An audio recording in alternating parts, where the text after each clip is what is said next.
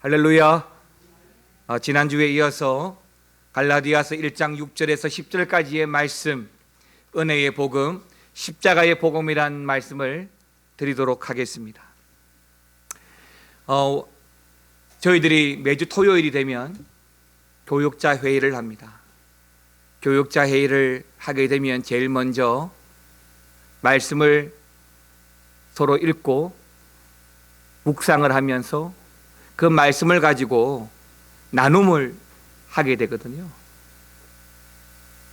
어제는 고린도후서의 1장에 있는 말씀을 가지고 말씀을 서로 나눴는데, 우리 홍준호사님은 고린도후서 1장 7절의 말씀을 가지고 나누셨고, 저는 1장 9절의 말씀을 나누었습니다.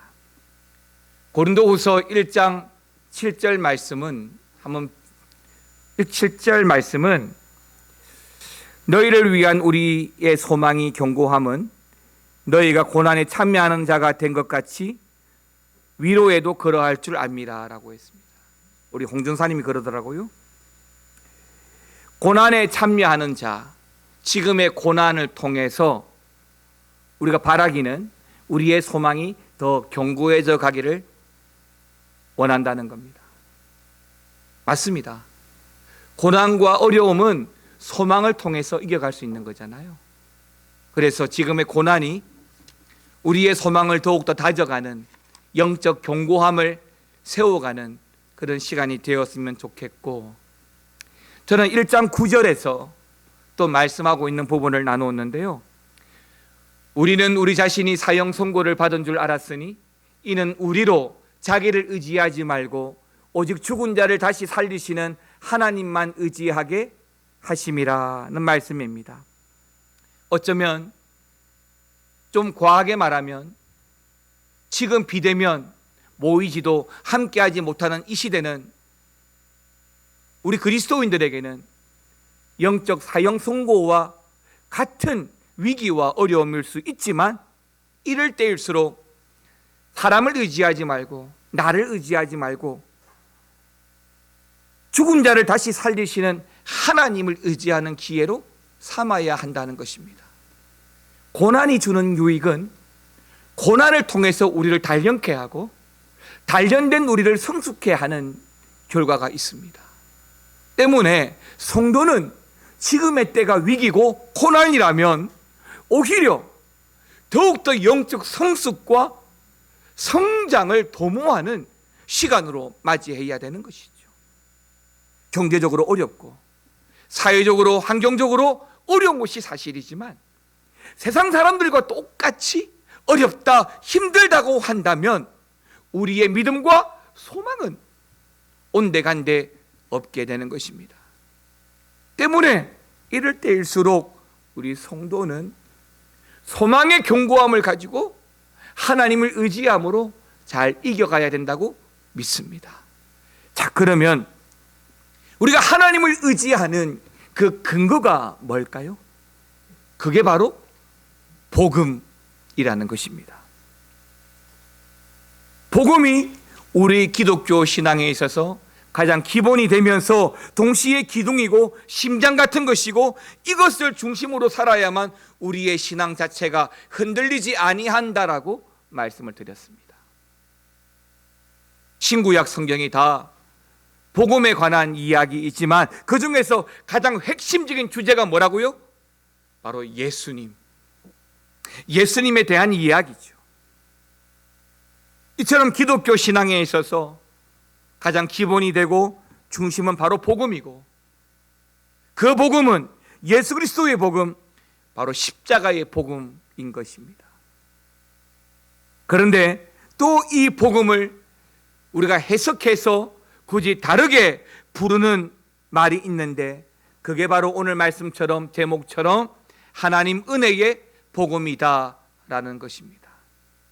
왜 이 복음을 하나님 은혜의 복음이라고 우리가 해석하고 그렇게 불러야 하느냐면, 우리가 이 복음을 받아들이게 될 때에, 주님을 영접하게 될 때에 먼저 체험하게 되는 것이 있잖아요. 그게 바로 하나님의 은혜입니다. 때문에 복음을 받아들이고 복음을 영접한다는 것 자체는 하나님의 은혜를 경험하는 것과 같은 것입니다. 또 하나님은 우리에게 아무런 자격도 조건도 따지고 묻지도 않으시고 우리를 주님의 그 사랑으로 사랑하기로 하신 것이기 때문에 이게 바로 우리를 향한 하나님의 은혜가 되는 것입니다. 이러한 은혜의 복음을 근거로 해서 제가 지난주에 첫 번째로 말씀드린 것이 바로 다른 복음과 율법입니다. 말씀드린 대로 오늘 본문의 배경이 되는 갈라디아 교회에 큰 문제가 생겼습니다. 코로나가 문제가 아닙니다.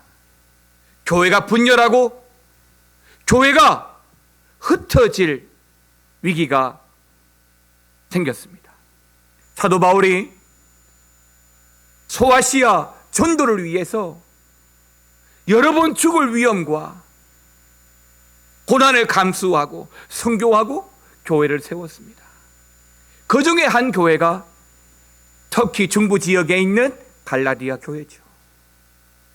그런데 바울이 그 갈라디아 교회의 갈라디아 지역에 복음을 전하고 교회를 세우면서 바로 그 은혜의 복음을 가르쳤는데 이후에 다른 거짓 교사들이 다시 와서 바울이 전한 은혜의 복음이 아니라 다른 복음을 전하였던 것입니다. 그 사실을 알게 된 사도 바울은 온 힘을 다해서 기도하면서 세운 이 교회가 은혜의 복음은 저버리고 다른 복음, 다른 것을 쫓아가는 것으로 인해서 굉장히 충격을 받았습니다. 예를 들면 그런 것이지요. 오늘 기도한 우리 장장로님이 교회의 당회원이고 장로님이고 누구보다 우리 교회 역사를 잘 아는 산증인 중에 한 분인데 어느 날 신천지에 가셨어요. 이거는 너무 놀랄 일이죠. 장로가 또 오랫동안 신앙의 뿌리를 가지고 있는 분이 이단에 빠졌다. 그 이유를 알아봤더니 이 사람 저 사람 만나다 보니까 다른 이단의 사상들이 알게 모르게 듣게 되고 받아들이게 되면서 그렇게 되었다는 것을 저나 여러분들이 알게 되었다면 얼마나 큰 충격이겠습니까? 아마 바울은 한 사람이 아니라 그 교회 전체가 다른 복음, 이단이라고 말할 수 있을 정도의 다른 복음에 빠져 있다는 것은 굉장히 충격이고 아픔이었을 것입니다. 그래서 오늘 본문의 7절, 8절에 보게 되면 다른 복음은 없나니 라고 말하면서 다만 어떤 사람이 너희를 교란해서 그리스도의 복음을 변하려 한다 라고 말합니다. 그러면서 7절과 8절에서 두 번씩이나 복음 외에 다른 복음을 전하면 무엇을 받으리라? 저주를 받으리라 라고 두 번씩이나 말씀하셨던 것입니다. 율법을 다 지켜서 구원을 받을 수 있는 사람은 없습니다. 좋은 일, 착한 일, 멋진 일 해서 구원을 받을 수 있는 사람은 없습니다. 그것이 구원의 조건이 된다 하더라도 그렇게 해서 구원을 성립할 수 있는 사람은 아마 이 땅에 아무도 없을 겁니다. 때문에 구원 자체는 하나님이 아니고서는, 십자가 복음, 은혜의 복음이 아니고서는 불가능할 수밖에 없는 것입니다. 그런데 그 복음을 우리에게 주신 분이 예수님이고, 십자가로 말미암아 우리가 그동안 생각해왔던, 오늘 갈라디아 교회에 다른 복음을 전했던 그들이 말하는 그 율법적인 모든 문제를 예수님이 다 해결해 주셨던 것입니다. 그래서 이제는 구약시대, 예수님 이전 시대까지 율법 중심, 종교적 열심으로 살아왔던 그들에게 하나님에게 잘 보여야만 구원을 받는 게 아니라 이제는 오직 예수 믿기만 하면, 은혜의 복음을 믿기만 하면 구원을 받게 되는 통로가 열리게 된 것입니다. 이 갈라디아 교회 사람들도 바울이 전한 그 은혜의 복음을 다 믿었습니다. 그런데 다른 복음이 또다시 들어왔던 것이죠. 믿음의 뿌리가 든든해야 될 텐데 믿음의 뿌리가 깊숙이 박혀 있지 않다 보니까 세상의 흐름이나 다른 복음이나 또는 코로나나 이런 것들에 흔들리고 빠지고 넘어지고 자빠지는 겁니다. 그 다른 복음을 전했던 그들이 이 교회에 와서 이렇게 말합니다. 예수 믿어? 예수 믿는다고 다 구원받는 게 아니야. 예수 믿는 사람답게 살아야 되고 거룩하게 살아야 되고 너희들이 교회를 다니면 교회를 위해서 헌신하고 살아야 되지. 맞는 말처럼 들립니다. 실제로 교회에서도 그런 삶을 많이 요구하잖아요. 그런데 뭐가 다릅니까? 뭐가 틀렸습니까? 앞뒤가 바뀌었어요. 앞뒤가 똑같지 않아요. 앞뒤가 바뀌었어요. 그러니까 우리가 어려운 삶으로 인정받아야 되고 또 예수 믿는 사람답게 살아야 하지만 그것이 구원의 전제 조건이 아니라 구원받은 자가 은혜의 복음을 깨달은 자가 인생을 통하여 살아가면서 세상 앞에 증거하고 보여주어야 될 모습이 바로 예수 믿는 사람답게 의롭게 살아야 하는 것이죠. 복음은 오직 예수 그리스도입니다. 다른 복음은 없습니다. 때문에 여러분들은 세상의 어떤 것도 의지하지 말고 오직 예수 그리스도로 말미암아 그 은혜의 복음으로 충만하시기를 바랍니다. 두 번째, 오늘 말씀드리고자 하는 것은 그런 거짓 교사들의 잘못에 대한 부분입니다. 그 거짓 교사들의 잘못이 무엇입니까? 전통이나 문화를 마치 복음처럼 미화하고 있습니다. 유대인들 또 거짓 지도자들이 왜 그토록 율법을 강조하고 있는 걸까요? 오늘 본문에 나오는 기독교 유대인들 역시도 예수님을 믿는 사람들입니다. 예수님을 전하지 않은 게 아닙니다. 분명히 예수님이 구원자라고 전했습니다. 그런데 거기에 또 더불어서 율법도 함께 전했던 것이죠. 사랑하는 성도 여러분, 잘못 믿으면, 잘못 착각하면 이들처럼 이런 엄청난 착각을 할 수가 있습니다. 즉 복음과 문화, 복음과 전통, 복음과 우리의 삶의 방식을 착각하는 겁니다. 그래서 복음만 전하는 게 아니고 우리의 문화도 우리의 전통도 우리의 삶의 방식도 마치 복음인 것처럼 포장해서 전하는 것입니다. 실제로 과거의 서구나 유럽에서 선교할 때에 자기 나라의 문화를 마치 복음인 것처럼 꼭 지켜야 되는 것처럼 전하기도 했습니다. 그것을 선교라고 생각을 했습니다. 유대인 기독교인들도 그렇게 하는 것이 복음이라고 착각했던 것이죠. 착각입니다. 그래서 유대인의 전통이요, 삶의 방식으로 붙잡았던 율법을 강조하였던 것입니다. 그런데 여러분, 이게 자칫 잘못하면 얼마든지 저와 여러분들도 이런 신앙의 오류에 빠질 수 있다는 겁니다.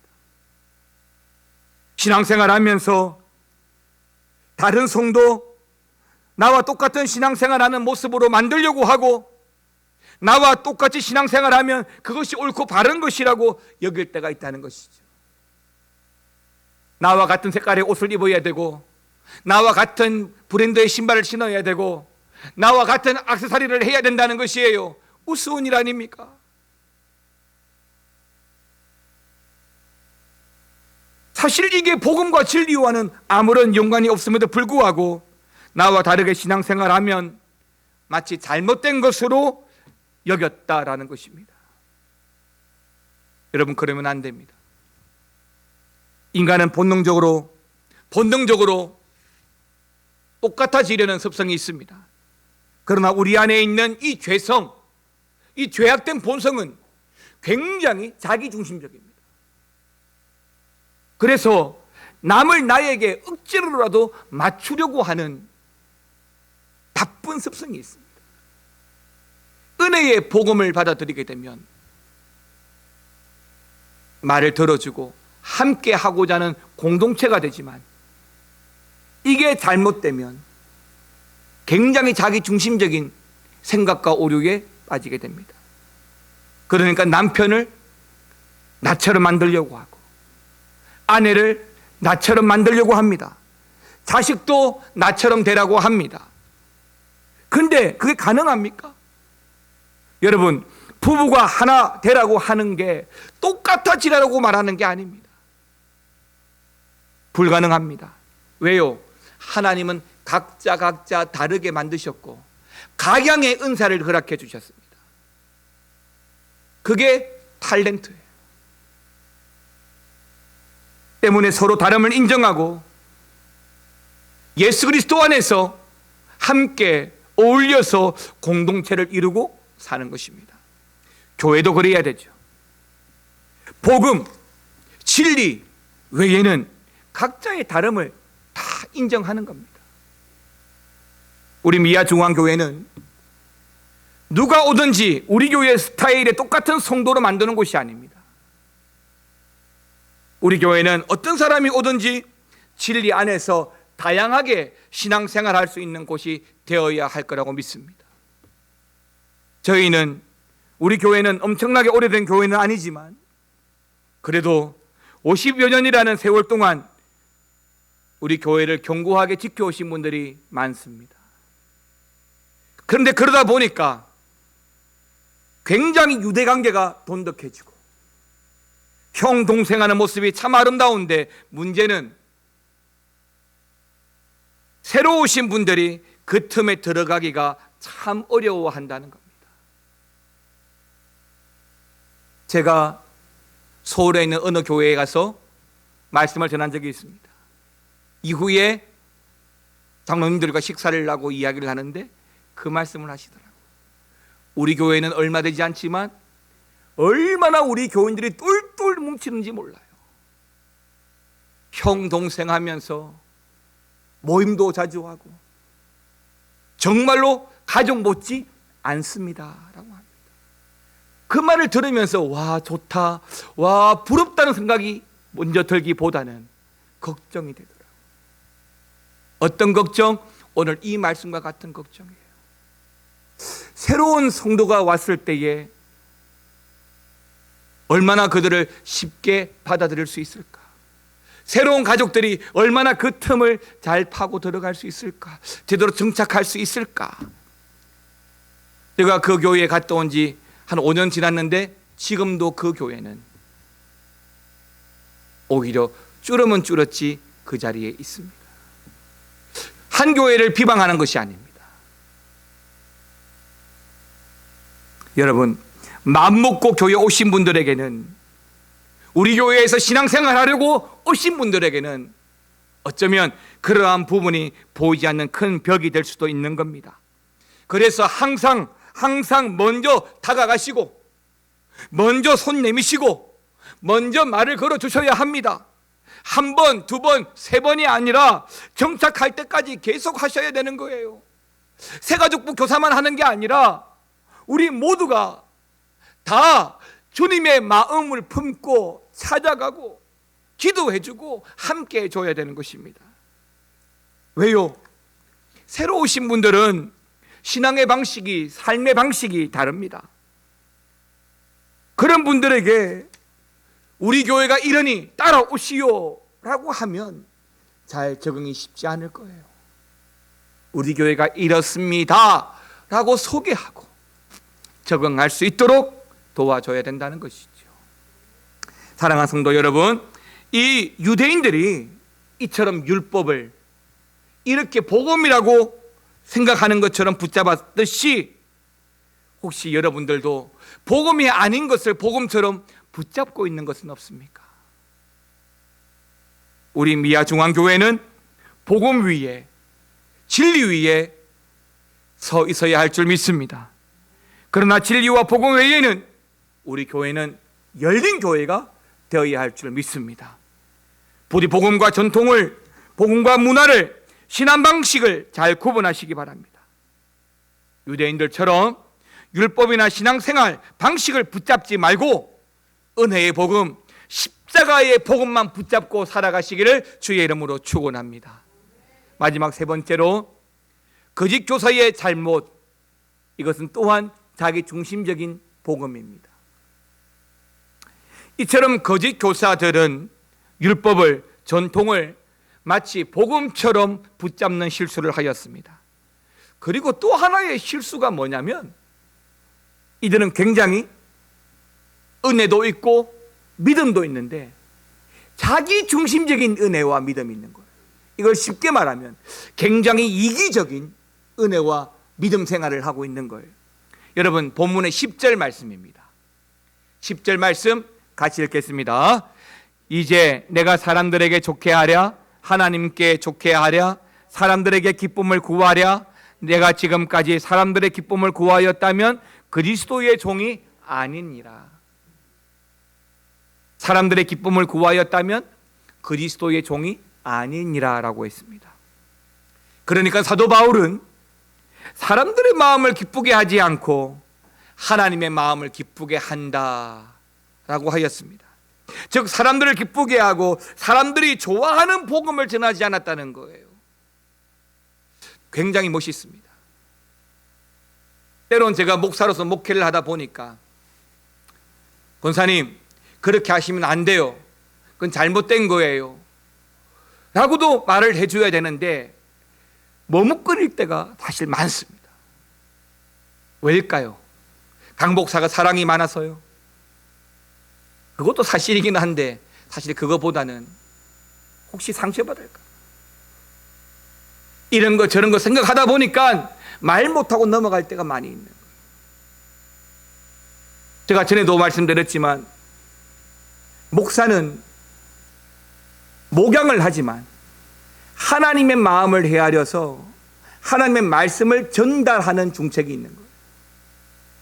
물론 이걸 해석해서 전달하는 게 설교이긴 하지만 반드시 목양의 현장에서는 복음이 중심이 되어져 있지 않으면 목사도 교회도 위험해지고 시대의 흐름에 얼마든지 흔들릴 수가 있죠. 그런데 좋은 목사 코스프레, 좋은 목사가 되려고 하다 보니까 때로는 충고도 해야 되고 교훈도 해야 되고 심지어 야단도 쳐야 되는데 안 하고 못 하게 되는 거예요. 그런데 오늘 이 바울을 보니까 제가 굉장히 감동이에요. 왜요? 사람들의 마음을 기쁘게 하지 않고 하나님의 마음을 기쁘게 한다라고 했습니다. 이게 어쩌면 굉장히 어려운 말씀일 수 있습니다. 그런데 바울의 관점은 내가 사람들을 돌아보지 않는다는 게 아니에요. 프라이어리티, 우선순위예요. 하나님을 먼저 기쁘시게 해드린다는 거예요. 사람은 두 번째, 항상 하나님 먼저예요. 여러분 교회 오시면 제일 먼저 뭐 하십니까? 이야기부터 하십니까? 일부터 하십니까? 기도부터 하세요. 교회 오시면 예배당이든 교육관이든 먼저 기도부터 하세요. 하나님 먼저입니다.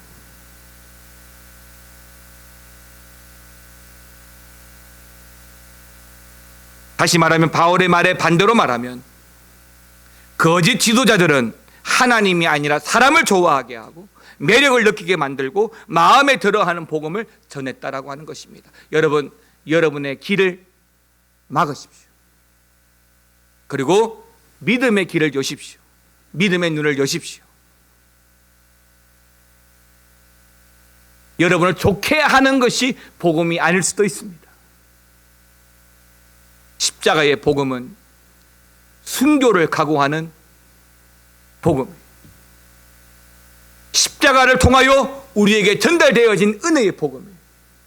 그 십자가로 나아감에 있어서 부득불 우리가 감안해야 되는 것이 십자가예요. 고난이. 그러니까 내가 좋아하는 길, 내가 원하는 것만 하고 신앙생활 할 수가 없어요. 사실 갈라디아 교회 성도들은 또 바울이 가르친 복음보다 유대인들이 가르친 복음을 더 마음에 들어 했었습니다. 앞에서도 말했지만 이 갈라디아 사람들은 소아시아의 사람들이고 쉽게 말하면 이방인들이고 헬라인들입니다. 이 당시에 이방인들이나 헬라인들은 대부분 도덕적으로 그렇게 경건하지 않았습니다. 지금보다 훨씬 더 타락한 사회였습니다. 반면에 유대인들은 이 율법이라고 하는 카테고리가 있어서 매우 경건했죠. 유대인들은 율법을 철저히 지키기 때문에 삶에 있어서나 신앙에 있어서나 아주 고상하고 반듯했습니다. 따라서 갈라디아 교회 성도들이 보기에 율법을 지키며 사는 유대인들이 더 영적으로 뛰어나고 거룩하게 보이고 대단하게 보였을 것입니다. 제가 20살 무렵에 막 신학을 시작하려 할 때에 당시에 모교의 목사님이 항상 걸어가는 모습이 성경책을 가슴에 끼고 천천히 걸어갔어요. 보기만 해도 얼마나 존경스럽고 영성이 뛰어나 보이고 거룩해 보이는지 몰라요. 그런데 그런 말씀 하시더라고요. 옛날에는 그렇게 가르쳤대요. 목사가 갈 때는 성경은 가슴팍에 탁 이렇게 껴야 되고, 그러면 천천히 걸어야 되고, 시선은 위로 15도를 보면서 경건하게 걸어가야 된다는 거예요. 보기만 해도 은혜가 되고 좋더라고요. 그 목사님, 제 모교의 목사님을 보다가 저를 보면 목사 같지도 않아요. 매일 티 입고 다니고, 때로는 반바지도 입고 다니고, 때로는 슬리퍼 신고 다니고. 그런데 여러분, 그건 복음이 아니잖아요. 유대인들이 더 영적으로 뛰어나고 대단하게 보이는 거예요. 그런데 그들은 자신들이 이방인 기독교인들보다 더 나은 성도라고 생각하고 있었던 것이죠. 실제 생활에서도 종교적으로도 유대인들은 그렇게 살았습니다. 율법을 지키는 수고와 애씀이 있었고 열심과 헌신도 이 유대인들에게는 있었습니다. 이방인 기독교인들과 비교가 되지 않았죠. 소아시아에서 바울이 전한 복음을 듣고 예수 믿었던 사람들보다 열심과 특심이, 삶이 남달랐던 게 사실입니다. 당연히 자신들이 더 나은 대접과 은총을 받는다고 여기는 것입니다. 그런데 사도 바울이 전한 복음이 이것을 다 무시해버렸던 것입니다. 누구든지 믿기만 하면 똑같이 하나님의 은혜와 은총을 받는다라고 말하는 것입니다. 그러니까 억울해진 거예요. 왜요? 자기는 그렇게 수고해서 율법을 지켰는데, 누구보다 금식도 많이 하고 온갖 조심조심을 다하고 하나님을 향하여 헌신이라는 헌신을 다하고 살아왔는데, 한마디로 허벌나게 수고해서 하나님의 은혜를 받아왔는데, 바울이 전한 복음은, 이 은혜의 복음은 그저 믿음으로 말미암아 똑같은 하나님의 은혜를 받는다고 하니까 억울한 겁니다. 그래서 이방인들도 율법을 지켜야 한다는 다른 복음을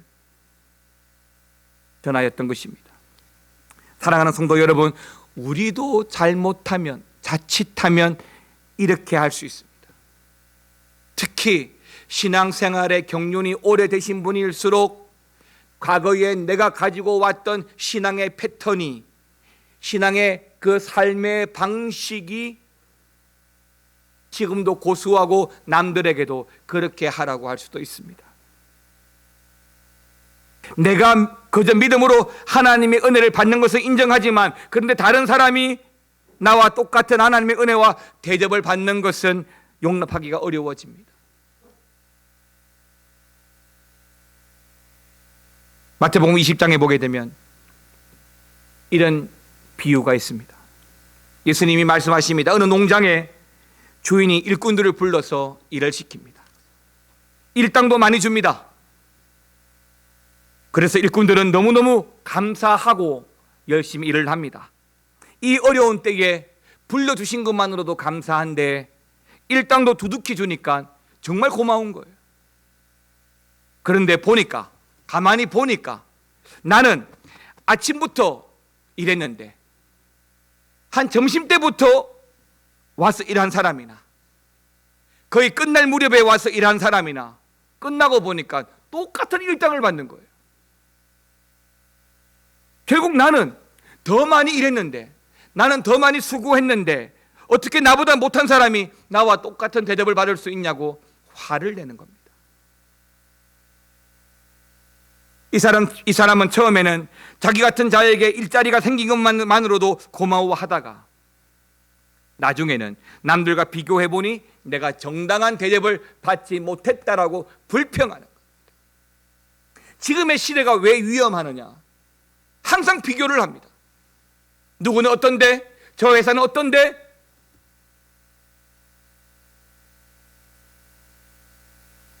우리가 그렇습니다. 우리는 그저 은혜로 하나님의 은총을 받는다고 생각하고 있습니다. 그런데 나보다 못한 자가 나와 똑같거나 더 큰 은총을 받으면 화가 나는 것이죠. 여러분, 분명한 것은 신앙도 성적순이 아닙니다. 봉사도 성적순이 아닙니다. 물론 봉사도 필요합니다. 열심히 해주셔야 됩니다. 그러나 정말 전적인 하나님의 은혜로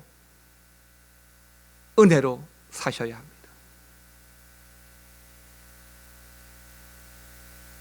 사랑하는 성도 여러분, 혹시 우리 중에 그렇게 자기 중심적인 은혜와 믿음을 갖고 있지는 않습니까? 그래서 남에게 나처럼 하라고, 율법을 지키라고, 종교생활을 하라고 강요하지는 않습니까? 내가 정말 이 정도라도 된 것이 오직 하나님의 은혜라는 것을 잊지 마시기 바랍니다. 늘 감사하고, 늘 하나님의 은혜라고 고백하고, 늘 하나님의 영광을 찬송하고 사는 것이 성도라고 믿습니다.